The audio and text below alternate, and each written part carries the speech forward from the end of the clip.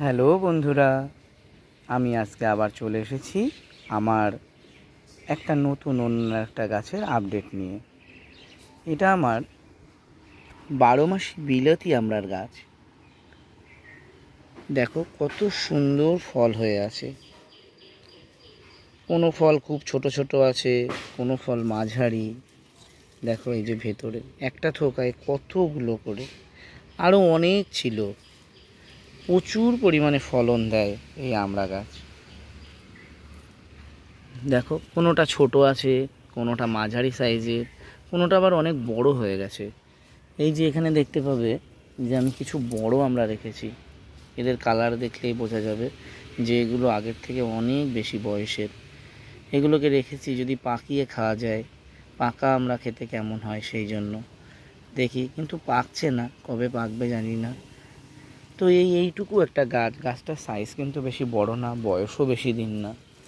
এই দেখো এই আমড়াগুলো আবার একেবারেই ছোট, তোমরা দেখে বুঝতে পারছো এগুলো একদমই ছোট। এই সাইডে আরও একটা থোকা আছে, এটা আবার অনেক বড় হয়ে গেছে। এই সাইডেও একটা থোকা আছে।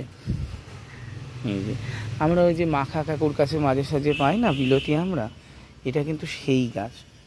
দেখো এই ছাদ বাগানে ছোট্ট একটা মাছের ক্যারেটের মধ্যে, বেশি বড় গাছ না, দেখো এই যে এইটুখানি গাছের গোড়া, এইটুখানি গাছ একটা ছোট্ট মাছের ক্যারেটের মধ্যে কিভাবে আমড়া ধরে আছে।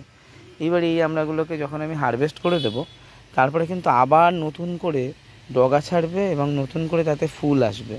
তাই জন্য এই আমড়াগুলোকে আমাকে খুব তাড়াতাড়ি হারভেস্ট করে দিতে হবে। এতদিন পর্যন্ত এটা রেখে দিয়েছিলাম তোমাদের ভিডিও দেবো বলে, তো সময় হচ্ছিল না।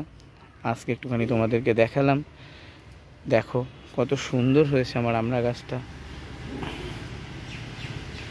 তোমরাও কিন্তু চাইলে তোমাদের ছাদে এই রকম একটা আমড়া গাছ করতে পারো। কোনো জলের বালতি বা মাছের ক্যারেট কিংবা ফলের ক্যারেট কিংবা ছোট কোনো টবে এই গাছ কিন্তু অনায়াসেই হয়ে যায়, খুব একটা বেশি যত্নও লাগে না। দেখো কত সুন্দর গাছ হয়েছে আমার।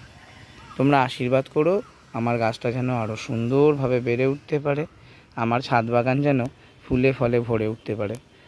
আর আমার যদি কোনো রকম কোনো ভুল ত্রুটি থাকে তাহলে আমাকে কমেন্টের মাধ্যমে জানিও। আর আজ আমি আসি, আবার দেখা হবে কাল অন্য একটা কোনো ভিডিও নিয়ে।